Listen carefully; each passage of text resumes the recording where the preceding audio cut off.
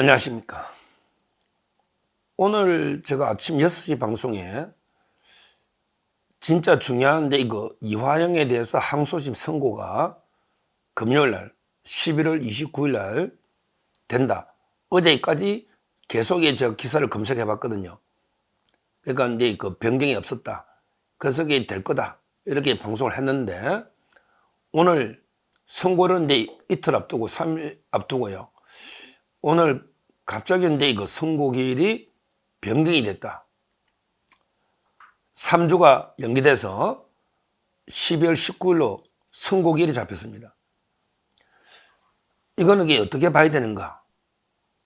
빨리 선고하는 게 저희한테는 다 좋으니까 뭐 선고기일이 연기된 게 저는 뭐 우리한테 크게 유리할 건 없다. 이렇게 보고 있는데 그러면 이게 과연 이게 우리한테 불리한 거냐? 그것도 이게 단정적으로 말하기는 어렵습니다. 지금 왜 그러냐면 이제 변론이 재개된 건 아니에요. 이화영 변호인 측에서는 이제 쌍방울이 법인카드 사용 내역이 넣었기 때문에 이걸 충분히 변론할 수 있도록 재판을 재개를 해달라. 아니, 재개를 요구하면요. 그러면 이제 재판이 엄청나게 늘어나면서 이화영이 이제 보석으로 나가게 돼요. 이화영이 구속 만기가 아마 12월 21일쯤 될 겁니다. 구속 만기가. 그러니까 이제 변론을 재개한 건 아니고 선고기일만 3주 늦어져서 이화영이 구속 상태에서 선고합니다. 그러니까 이화영에게 보석으로 나갈 일은 없어요. 딱 이화영의 구속기간 만료에 이틀 전에 맞춰가지고 선고기를 하기 때문에 저는 상당히 아직도 크게 우리한테 불리하게 볼 여지는 없다. 이렇게 봅니다. 다만 이게 제가 워낙 김동연이한테 이게 워낙 뒤통수를 세게 맞아가지고, 야, 위정교사 김진성 씨가 이게 위정이 넣었는데, 무죄가 넣은 워낙에 뒤통수를 세게 맞아서 이게 또 무슨, 이게 있나, 뒤에 판사들 사이에 무슨 또 이게 문제가 있나, 이런 상당히 불안감이, 왜? 한 번 이게 완전히 잘 알아보고 놀라면 이게 소뚜껑 보고도 놀란다고 김동희한테 이게 워낙 세게 맞다 보니까 혹시 이게 재판부는 성향이 어떤가? 제가 다시 한번 이게 정밀하게 설명해, 왜 고법은 이게 또 다 오래된 경력직 판사이기 때문에 거의 대등한 세 분의 판사를 한번 이게 다시 한번 정밀하게 제가 판결이나 옛날에 정치 성향을 한번 모니터를 해보고요. 그 다음에 항소심 재판 과정이 있잖아요. 수원고법에서. 요걸 이게 다시 한번 확실하게 리뷰를 해봤습니다. 옛날에 이화영 변호사 했던 분하고도 이게 제가 상의를 해봤고요. 그래서 이제 결론적으로는 이게 유리하다, 불리하다 말할 수는 없고요. 다만 이제 워낙 복잡한 쟁점이고 요게 사실심의 최종이다 보니까 꼬투리 잡히면 안 되잖아요. 그러면 이게 대법원에서 법률심인데 사실 문제인데 명백하게 틀려버리면 대법원에서 이게 파기될 수가 있거든요. 그러면 이게 불명예입니다. 그러니까 다시 한번 이게 점검을 다 하는, 왜? 이게 이재명 재판이거든요. 이재명 재판. 그러면 이게 이재명 쪽에서도 막 물고 늘어질 거란 말이에요. 이화영뿐만 아니라. 그러니까 이제 최선을 다해서 팩트를 한 번 더 체크해보는 과정이다. 이렇게 보고 있어요. 일반적으로. 먼저 이제 판사님들은 이제 거의 다 원칙 판사예요. 제가 쭉 이게 다 모니터 해보고, 다 들어보고 봤는데, 세 분의 부장님들은 세 분 다 전부 이게 대단한 실력자들이고요. 정치 성향이라는 게 아예 없습니다. 세 분의 판사님들이. 제가 자료에 보면 이게 다 서울법대 나왔어요. 아주 실력자들입니다. 평판도 괜찮아요. 문주영은 이제 여성 우리 부장판사인데요. 69년생이고요. 연수원은 이제 25기 기수가 높죠. 검찰총장 옛날에 한동훈도 27기인데 25기잖아요. 고향도 제가 합천이라 그랬어요. 저희 고향 경남 합천. 그 다음에 진주여고 서울법대 이렇게 졸업했습니다. 계속 엘리트의 길을 거둔 이런데 그 문주영 부장판사고요. 그 다음에 그 2명의 배석도요. 전부 이제 다 서울에 놓은 엘리트들입니다. 엘리트들이에요. 먼저 이제 김민상 배석 판사 중에 김민상 이분은요. 김민상 판사는 이제 75년생인데 연수원이에요. 연수원 33기. 그러니까 상당히 기수가 높죠. 연수원 33기니까 제가 28기고 아주 오래된 이런 데 판사고, 이분은 이제 서울 경동고등학교 서울법대 노는데 정치색은 전혀 없다. 이런 게 평가입니다. 그 다음에 또 한 분의 배석 판사가 강영재 강영재 이분 남성입니다. 강영재 이분은 이제 84년생이고 연수원이 37기예요. 그러니까 제일 막내죠. 37기. 그래도 이게 연수원 37기면 기수가 엄청 높은 거예요. 검사로 치면 이게 부장검사 직전이거든요. 이분은 이게 서울 희문고등학교 나오고 서울법대 나왔어요. 제가 세 분의 부장판사, 이게 왜? 저는 지역을 크게 따지지 않는데 김동연이나 워낙에 호남 쪽에 정치색을 띤 이런 데 분들이 많아서 주로 이제 전국 법관의 임원들이라든지 또는 이제 우리법연구회부터 쭉 오래된 좌파 단체나 이런 데 편향된 판결이 있나 다하게 면밀하게 한번 검토해 봤는데 이 세 분의 판사는 원칙적으로 실력 있는 전부 이게 서울법대 나오고 무색무취한 이런 데 판사들입니다. 따라서 이제 김동연과 같이 뒤통수를 칠 가능성은 없다. 이렇게 저는 평가를 하고요. 그 다음에 내용도 다시 한번 항소심에서 어떤 일이 있었느냐. 신진우 부장이 9년 6개월 할 때 하고 이게 뭐가 달라진 게 있는가. 이걸 다시 한번 이게 왜 공부를 해야 되니까. 그래야만 이게 변화를 보니까 크게 달라진 게 없어요. 정인이요. 정인은 이제 누가 이제 노냐면 국정원의 직원. 그건 또 불렀는데, 그건 1심에도 정은환과 똑같아요. 국정원 직원이 말을 바꾸고 하진 않잖아요. 국정원의 직원은 1심에 나왔던 정인이에요. 그 다음에 김성태 장도 1심에 나왔고 지금 나왔잖아요. 정인. 그거 유리하게 했고요. 그 다음에 박용철 부회장. 이분도 1심 정인이고 2심 그대로 나와가 제 말은 국정원 직원, 김성태 회장, 박용철 부회장. 전부 1심에 했던 신진우 부장 때 했던 분들이고 똑같은 정언을 했을 거라고 보입니다. 따라서 이제 변화가 없을 거예요. 유일하게 우기가지고 한 길 더 잡아가지고 이화영 측에서 이제 통일 북한에 6번 갔다 온 그 사업가 하동혁이라고 있어요. 하동혁. 이자를 이게 정인으로 처음 불러서 항소심에. 그래가지고 이제 리호남이가 이 하동이가 뭐랬냐면 내가 북한에 6번 갔다 오가 잘 아는데 그때 필리핀 2019년에 나도 갔는데 그때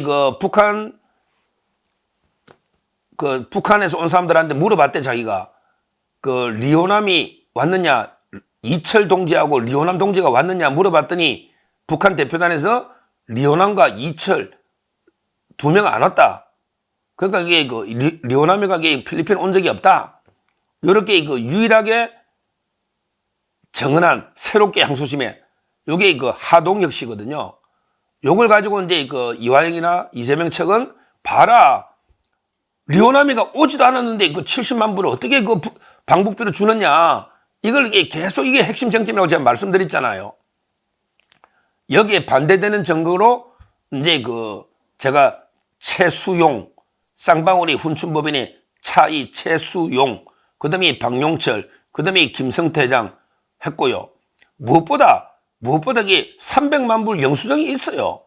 리호남이가 이게 300 최종 다 받았다는 게 있는데 제일 앞에 70만 불 자꾸 다투면 자기 300만 불 다 받았다는 증거는 있어요. 나머지 잔금 줬을 때. 근데 이 하동혁 이자가요. 정은 넣었는데 횡설수설해가지고 검사들이 다 탄핵을 했거든요. 뭐라 하냐면 이게 하동이가 리호남 리철 씨는 왔냐 안 왔다 이랬는데 그때 검찰에서 이 사람에 대해서 이제 진술을 다 이게 그 탄핵을 했습니다. 실제 리오나미가 공식 행사는 안 오고 공항에서 호텔로 바로 오가 김성태 회장 돈 받아갔기 때문에 그 북한 대표단도 이게 알 수가 없는 거예요. 공식 행사에 온 건 아니기 때문에.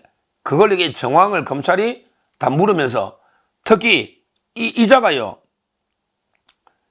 이게 전부 엉터리야. 뭐랬냐면 이게 필리핀하고 북한은 수교가 안 됐는데 리오나미가 오가지고 이게 돈 70만 불 어떻게 가져가느냐. 미수교 국가에 막 이랬는데 검찰이 딱 보니까 필리핀하고 북한이 수교가 돼 있는 거예요. 이 기본적인 팩트도 안 맞고요. 안 맞고 미수교 이게 거짓말이란 말이에요. 그 다음에 행사장에서 못 봤다는 거는 그렇죠. 행사장이 직접 간 건 아니고 호텔로 바로 갔으니까 공항에. 그건 이게 당연한 거고요. 당연한 거고요. 그 다음에 더 황당한 게 뭐랬냐면 이게 그 하동혁 이자가요. 북한 사람들은 아예 돈도 안 받고 식사 때도 안 받고 팁도 안 받고 아무도 안 받는데 무슨 리오나미가 돈 받느냐. 이런 식으로 이야기한 거예요. 자기가 북한 6번 가봤더니 북한 사람은 절대 돈 안 받는데 하동이가. 그런데 판사도 그때 그분 정인 보고 판사도 부장판사가 화를 냈어요. 아니 당신이 옛날에 송명철이는 당신 사업할 때 돈 요구했다고. 그때 송명철이가 그걸 하동이라는 사람이 정언할 때 뭐라 했냐면 옛날에 북한에 갔더니 송명철이가 이러더래. 쌍방울은 돈을 주는데 왜 당신은 돈 안 주느냐 이렇게 요구하던 이 말을 했잖아요. 이건 모순되잖아요. 북한 사람은 아예 돈을 안 받는다 해놓고 자기는 돈을 요구받았대. 이게 말이 앞뒤가 안 맞잖아요. 왜 북한 사람들이 왜 돈 요구 안 하고 TV나 돈을 왜 안 받습니까? 말도 안 되는. 자기도 북한에서 돈 요구 받았다고 앞에는 그래 이야기 안 하고 또 뒤에서는 말 바꾸고 이러니까 이게 황당한 정언을 하고요. 무엇보다 가장 웃기는 게 당신 혹시 이재명이 봐주려고 이재명이나 민주당 지지자 아니냐 이렇게 했더니 자기는 이재명이나 뭐 민주당 전혀 지지자가 아니고 정치에 관심도 없고 아무것도 이재명 모른다. 이재명과 민주당을 지지하지 않는다. 이렇게 했잖아요. 정언을. 근데 딱 정언 끝나고 검사가 이 하동익의 페이스북을 딱 제시한 거예요. 하동익의 페이스북을 제시하니까 이래 나서 이재명의 민주당을 지지합니다. 우리가 이재명이다. 성남지청을 포위하자. 이재명을 구속하면 나라 망한다. 나는 이재명과 정치 공동체다. 이게 뭡니까? 이렇게 페이스북에 글을 올리는 사람이 법정에서 선서하고 정언할 때 나는 이게 이재명과 민주당을 전혀 모르고 지지하지 않는다. 명백한 위증입니다. 이거 외에는 변화가 없어요. 하동혁이가 6번 북한에 갔다 온 이자각이 말도 안 되는 이유로 리오나미가 안 왔고 미수교인데 돈 어떻게 가져가고 원래 북한 사람들은 돈 요구도 안 하고 이런 식으로 정언했는데 전부 이게 하나하나 검찰에서 반박이 돼가지고 판사도 이게 하동혁이 정언할 때 판사도 상당히 언짢은 표정으로 질문했거든요. 따라서 이게 견해가 바뀔 수가 있나 이런데 의문이 들어요. 의문이 들어요. 다만 이제 하여튼 문주영 판사가 많은 걸 물었어요. 근데 리오나미가 공작원인데 중국서는 이제 술자리가 있었거든요. 근데 이렇게 공작원이 중국에서는 얼굴 드러내고 술 못 내느냐 이걸 이게 문주영 부장이 좀 묻기는 물었어요. 근데 그거는 중국의 최수용 부장하고 이게 친분이 있어 오랜. 그럼 중국 잘하고 이게 그래서 단체 위챗에 카톡이 있을 정도로 단체방이 그러다 보니까 이제 만날 수가 있는 거죠. 중국에서는 훈춘역이 북한하고 똑같은 지역이니까. 따라서 그거는 충분히 이해가 돼가 그때 공방을 벌이다가 제가 보기에 부장 질문이나 그 내용을 다 이게 면밀하게 분석해봐도 크게 이게 바뀔 일이 있나. 무엇보다 이게 300만 불 다 받았다는 걸 리오나미가 확인해 준 게 있는데 70만 불 초기에 처음 줄 때거든요. 그 뒤에 또 돈을 계속 준 거예요. 준 거에 뒤에 건 또 안 다투어. 앞에 70만 불만 다투는 거예요. 다투는 거예요. 그래서 저는 아무리 이게 파도 정인이 이 한 명 외에는 새로운 변화가 없었고, 그 다음에 판사도 전혀 정치 판사는 없고요. 원칙 판사고. 이래서 이게 특별하게 일부 보수 유튜브에서는 이게 또 이재명 측이 로비하고 이런 판사들이 흔들리는 게 아니냐 자꾸 이게 왜 김동연한테 워낙 한번 뒤니까 이해는 합니다. 워낙 한번 이게 김동연한테 뒤통수를 세게 맞아서 우려하는 거 이해는 하는데요.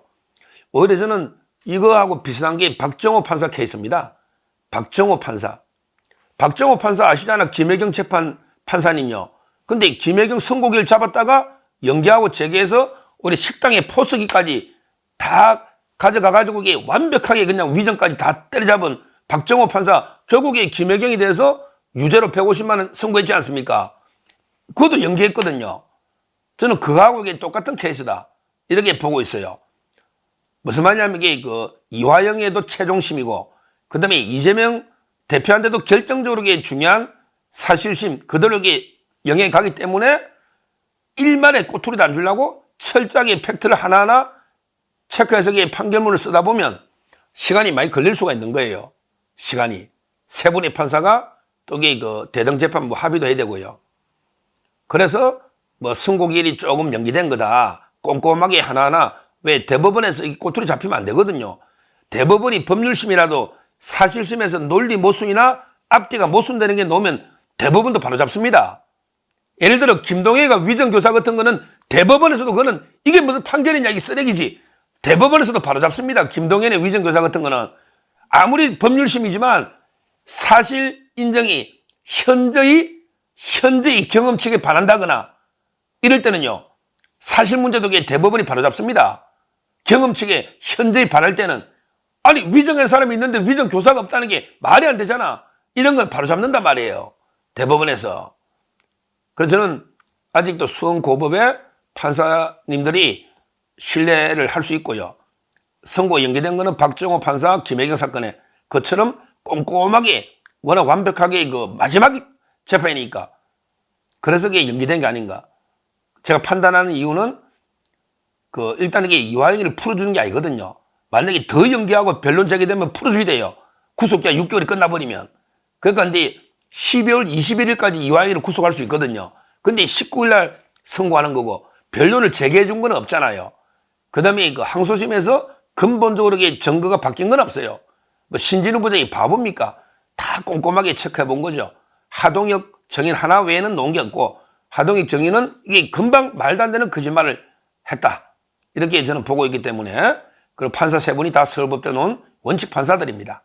아마 19일 날 기다려 보시면, 저는 어차피 이게 이재명 그 변론 준비 절차가 아마 그쯤 될 거예요. 12월 17일인가? 아마 중순쯤 되죠. 이화영이 그날 신진우 부장이 변론 무조건 종결한다 했거든요. 그럼 딱 좋잖아요. 고등법원 딱 그때 선고하고 이재명이 변론 준비 절차는 종결되고, 이제 1월 달부터 이재명 재판이 본격 심리가 신속하게 쫙쫙 갈 겁니다. 그때 어차피 그 앞에 19일 날 선고해도 충분하기 때문에 이재명 재판에는 영향이 없기 때문에 3주 연기에 대해서 너무 불안해할 필요는 없고, 오히려 더 완벽하게 꼼꼼하게 쓰기 위한 거다. 저는 이렇게 결론을 내립니다. 감사합니다.